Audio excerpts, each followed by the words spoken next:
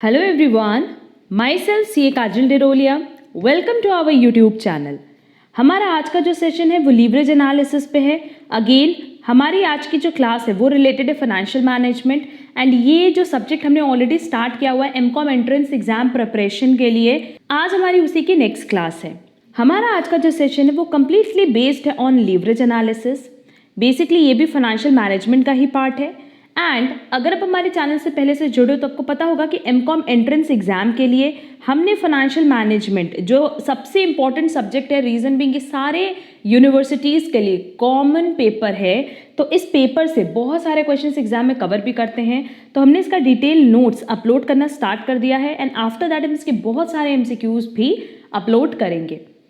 तो आज हमारी एफएम की नेक्स्ट क्लास है जहां हम लोग लीवरेज एनालिसिस देखेंगे। देखो लिखा है leverages represents the influence of one financial variable over some other related financial variable.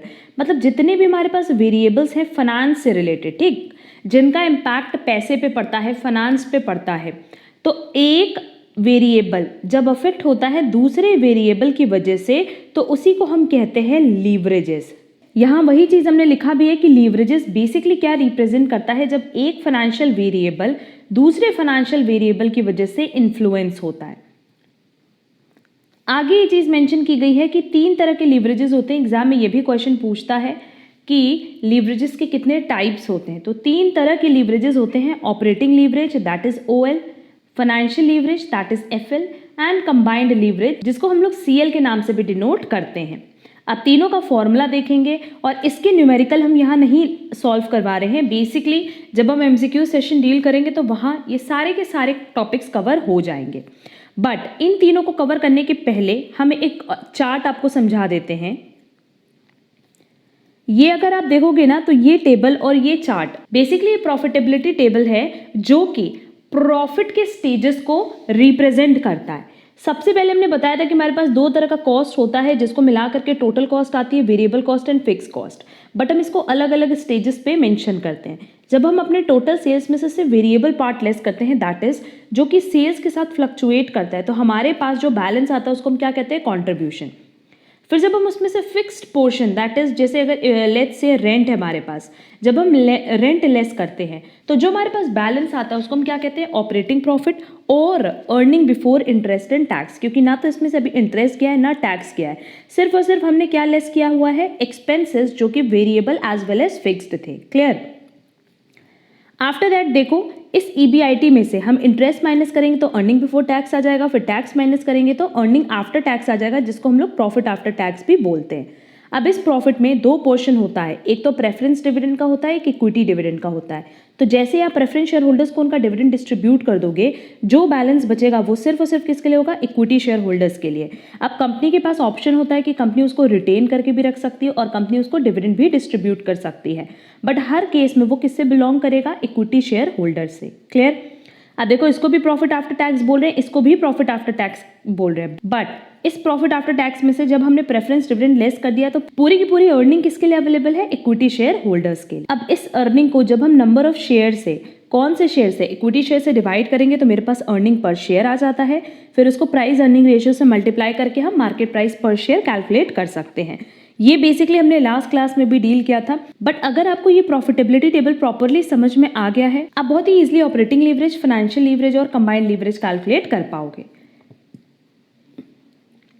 देखो अगर ऑपरेटिंग लीवरेज की बात करें तो ये किसके किसके बीच का रिलेशन है, ये देखो, ये earning before interest and tax और सेल्स के रिलेशन को रिप्रेजेंट करता है।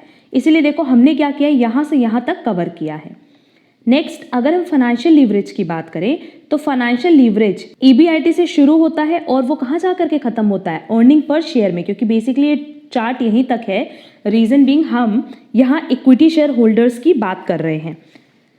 तो ऑपरेटिंग लीवरेज में हमने रिलेशन देखा किसका, सेल्स का EBIT के साथ, और फाइनेंशियल लीवरेज में हमने EBIT का रिलेशन देखा किसके साथ, अर्निंग पर शेयर के साथ। इसका कॉन्सेप्ट भी जरा समझ लो, ऐसा क्यों, नाम से समझ में आ रहा है कि what is operating leverage. Operating leverage मतलब जो हमारा बिजनेस ऑपरेट कर रहा है, तो वो हम किससे चेक करते हैं, सेल से। और अगर हमें अपनी पोजीशन देखनी है तो हम क्या देखेंगे, प्रॉफिट। वो प्रॉफिट जो इंटरेस्ट एंड टैक्स के पहले हमने कमाया है, तो वो किसकी वजह से कमाया, नो डाउट अपने बिजनेस की वजह से। अपने ऑपरेशंस की वजह से। इसीलिए ऑपरेटिंग लीवरेज में हम किसको कंसिडर करते हैं? Only sales and EBIT. But अगर फाइनेंशियल लीवरेज की बात करें तो क्योंकि फाइनेंशियल लीवरेज जो कि बेसिकली बात करता है फाइनेंस की, एंड हमने यहाँ पे बताया भी था कि ये जो फाइनेंस है आप मार्केट में किससे रेस कर सकते हो? डिबेंचर होल्डर से रेस कर सकते हो, प्रेफरेंस शेयर होल्डर से रेस कर सकते हो और इक्विटी शेयर होल्डर से रेस कर सकते हो। तो इन्हीं के पॉइंट ऑफ व्यू से हम क्या देखते हैं? Financial leverage. क्लियर? बट इसमें सबसे इंपॉर्टेंट अगर कोई रोल प्ले कर रहा है तो इक्विटी शेयर होल्डर प्ले कर रहा है। तो हम ये चीज देखते हैं फाइनेंशियल लीवरेज में कि जो हमारा अर्निंग पर शेयर है वो कितना है related to earning before interest and tax, क्योंकि जो आपने अर्न किया है वो और जो हर एक शेयर होल्डर को मिल रहा है वो, उसके बीच में जब हम रिलेशन देखते हैं तो हम किसकी बात करते हैं? फाइनेंशियल लीवरेज की, दैट इज फाइनेंस की। क्लियर? तो देखो यहाँ पे हमने यही चीज लिखा भी है कि अगर हम ऑपरेटिंग लीवरेज की बात करें तो ये किसकी वजह से होता है? Due to fixed cost. Operating leverage का फॉर्मूला देखो हमने क्या लिखा है? Contribution divided by EBIT.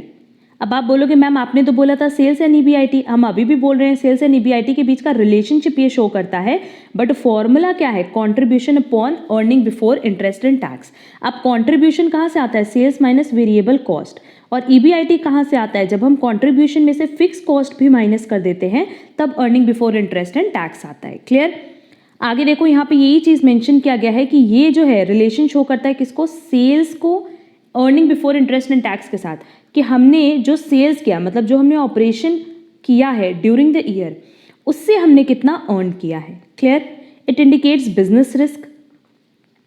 और यहाँ देखो डिग्री ऑफ ऑपरेटिंग लीवरेज अगर कैलकुलेट करने बोले तो डिग्री ऑफ ऑपरेटिंग लीवरेज आप कैसे देखते हो?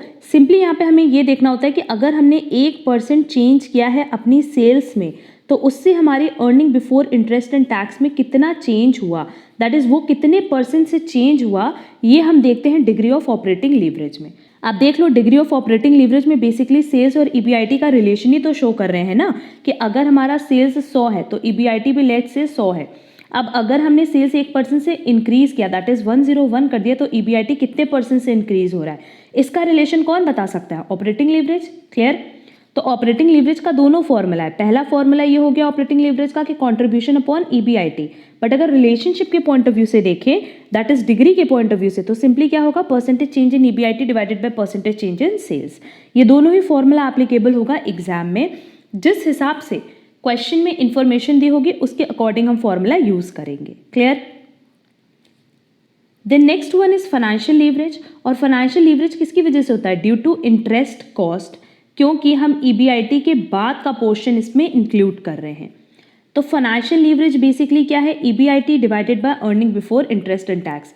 जैसे हम इंटरेस्ट माइनस कर देते हैं मेरे पास क्या जाता है? ईबीटी। तो फाइनेंशियल लीवरेज बेसिकली किसको शो कर रहा है? EBIT divided by EBT. But अगर हम रिलेशनशिप की बात करें तो बेसिकली किसके रिलेशन को शो कर रहा है? बिटवीन ईबीआईटी एंड ईपीएस, कि हमने हर एक शेयर होल्डर ने कितना अर्न किया है, किसके बेसिस पे? प्रॉफिट के बेसिस पे।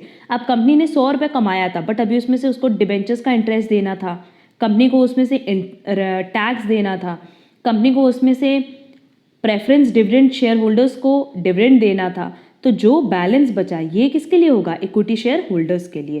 तो हम यही देखते हैं कि earning per share and EBIT मतलब जितना अर्न किया है आपने बिफोर इंटरेस्ट एंड टैक्स और जो इक्विटी शेयर होल्डर्स को डिस्ट्रीब्यूट हुआ है उसके बीच में क्या रिलेशनशिप है। क्लियर?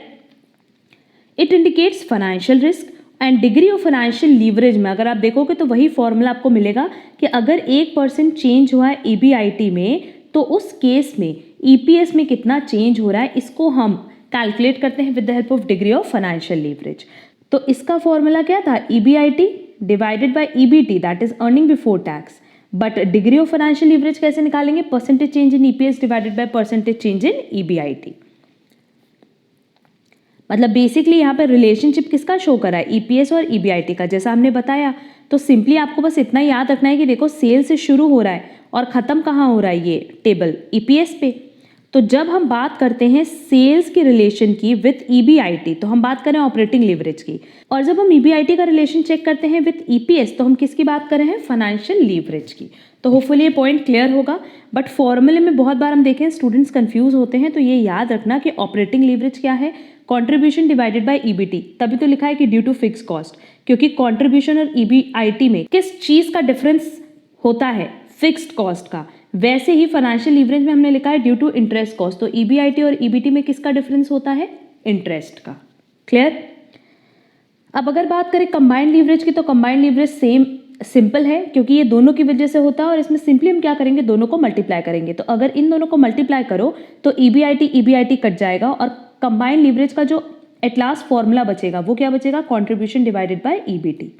क्लियर।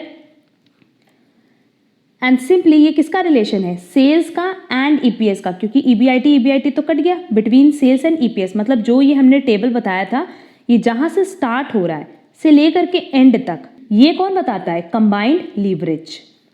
इन दोनों का रिलेशन अगर आपको जानना है तो वो कंबाइंड लीवरेज बताता है। Clear. It indicates total risk, क्योंकि बिजनेस रिस्क भी कवर कर रहा है और फाइनेंशियल रिस्क भी। अब देखो डिग्री ऑफ कंबाइंड लीवरेज में हमने यही चीज लिखा है, percentage change in EPS divided by percentage change in sales, कि अगर 1% चेंज होता है हमारे सेल्स में तो हमारे इक्विटी शेयर होल्डर्स की अर्निंग पर शेयर में कितना चेंज होगा। क्लियर। तो होपफुली ये आपको बहुत प्रॉपर्ली समझ में आया होगा, क्योंकि फॉर्मूले की वाइज बात करें तो ऑपरेटिंग लीवरेज का फॉर्मूला है कंट्रीब्यूशन डिवाइडेड बाय ईबीआईटी, क्योंकि इन दोनों के बीच में डिफरेंस है फिक्स कॉस्ट का, इसलिए हमने लिखा है कि due to fix cost. And operating leverage basically business risk होता है। फाइनेंशियल लीवरेज की बात करें तो उसका फॉर्मूला है ईबीआईटी डिवाइडेड बाय ईबीटी। इन दोनों के बीच में इंटरेस्ट का डिफरेंस है, इसलिए हमने लिखा है ड्यू टू इंटरेस्ट कॉस्ट, और ये एक फाइनेंशियल रिस्क है। और कंबाइंड लीवरेज बेसिकली क्या है, combined risk. And degree of operating leverage ये शो करता है कि अगर हम 1% चेंज करें अपने सेल्स में तो हमारा ईबीआईटी कितना चेंज होगा। फाइनेंशियल लीवरेज का डिग्री बताता है कि अगर हम 1% चेंज करें अपने ईबीआईटी को तो हमारा ईपीएस कितना चेंज होगा। And degree of combined leverage, no doubt इन दोनों को काट देंगे, और सिंपली ये बताता है कि अगर 1% चेंज हो रहा है सेल्स में तो उससे हमारा ईपीएस कितना चेंज होगा।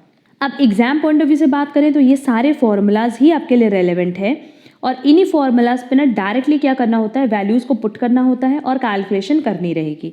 तो इससे आप मान करके चलो कि 1-2 क्वेश्चंस तो आएगा, और बहुत सिंपल है, सिर्फ आपको फॉर्मूला ही लर्न करना है। अगर आपको ये डिटेल में ना भी समझना हो तो कोई प्रॉब्लम नहीं है, सिर्फ फॉर्मूले को लर्न कर लो। अगर आप ये कॉन्सेप्ट नहीं समझते तो नो डाउट आपको फॉर्मूला लर्न करना पड़ेगा। तो लीवरेज एनालिसिस का कॉन्सेप्ट बस इतना ही था जो एग्जाम पॉइंट ऑफ व्यू से रेलेवेंट था। और देखो हम बेसिकली वो पार्ट कवर कर रहे हैं जहाँ से न्यूमेरिकल आता है, क्योंकि थ्योरी की अगर बात करें तो थ्योरी के लिए आपका कॉन्सेप्ट क्लियर होना चाहिए, और अगर आपका कॉन्सेप्ट क्लियर है तो बहुत ही ईजिली आप एमसीक्यूज कवर कर पाओगे। तो आज की क्लास में क्योंकि हमें लीवरेज एनालिसिस कवर करना था तो हमारा आज का सेशन बस यहीं तक था। अगर आपको आज की क्लास में कहीं पे भी कोई डाउट होगा या पिछले किसी सेशन में भी कोई डाउट हो तो आप कमेंट बॉक्स में कमेंट करके पूछ सकते हो, और साथ ही साथ आप हमसे टेलीग्राम पे भी कनेक्ट कर सकते हो। हमने एमकॉम एंट्रेंस एग्जाम के लिए टेस्ट सीरीज अनाउंस कर दी है। इन टेस्ट सीरीज में स्टार्टिंग में हम वो सब्जेक्ट्स इंक्लूड कर रहे हैं जो कि सारी यूनिवर्सिटीज़ के लिए कॉमन है, सो दैट सारी यूनिवर्सिटीज़ के स्टूडेंट्स इसके लिए अपीयर कर सके। एंड आफ्टर दैट अभी हम यूनिवर्सिटी वाइज भी टेस्ट पेपर कंडक्ट करेंगे, सो दैट आपको एक प्रॉपर प्रैक्टिस हो जाए कि एग्ज़ाम में आप कैसे 100 क्वेश्चंस 100 एमसीक्यूज अटेम्प्ट करोगे, जो भी यूनिवर्सिटी वाइज आपको टाइम पीरियड दिया जा रहा है उसमें। तो जब यूनिवर्सिटी वाइज टेस्ट हम कंडक्ट करेंगे तो हम उसके बारे में भी इन्फॉर्मेशन आपको Telegram channel as well as WhatsApp group पे मेंशन कर देंगे। एंड अभी जो हमने कॉमन टेस्ट रखे हैं सारी यूनिवर्सिटीज़ के लिए, उनकी अनाउंसमेंट भी हमने कर दी है। सबकी इन्फॉर्मेशन आपको टेलीग्राम ग्रुप पे मिल जाएगी as well as WhatsApp group पे मिल जाएगी, तो आप Telegram group and WhatsApp group जरूर ज्वाइन कर लेना। सबकी लिंक आपको डिस्क्रिप्शन बॉक्स में दी गई है। एंड इसके साथ साथ जो हम एमसीक्यूज प्रैक्टिस सेट अपलोड करें वो ज़रूर कवर कर लेना, क्योंकि वो बहुत इंपॉर्टेंट है, और हमने वहाँ पे भी बताया कि वो सारी यूनिवर्सिटीज़ के लिए इंपॉर्टेंट है। तो आप किसी भी यूनिवर्सिटी के लिए क्यों ना प्रिपेयर कर रहे हो, हर एक यूनिवर्सिटी के लिए वो सारे क्वेश्चंस बहुत रेलेवेंट हैं, जिनमें से आप देखना बहुत सारे क्वेश्चंस आपको एग्जाम में मिलेंगे। अगर वो क्लासेस अभी तक आपने नहीं की है तो वो क्लासेस भी आप कवर कर लो। अगर आप हमारे चैनल पे नए हो तो चैनल को सब्सक्राइब जरूर कर देना, सो दैट आगे की क्लासेस की नोटिफिकेशन आपको टाइमली मिल पाए। एंड अगर आपको आज का वीडियो पसंद आया हो तो वीडियो को लाइक, कमेंट और शेयर ज़रूर करिएगा। हम लोग मिलेंगे हमारी नेक्स्ट क्लास में, जहाँ हम लोग कुछ और टॉपिक डिस्कस करेंगे रिलेटेड टू फाइनेंशियल मैनेजमेंट। आज के लिए बस इतना। Thank you so much.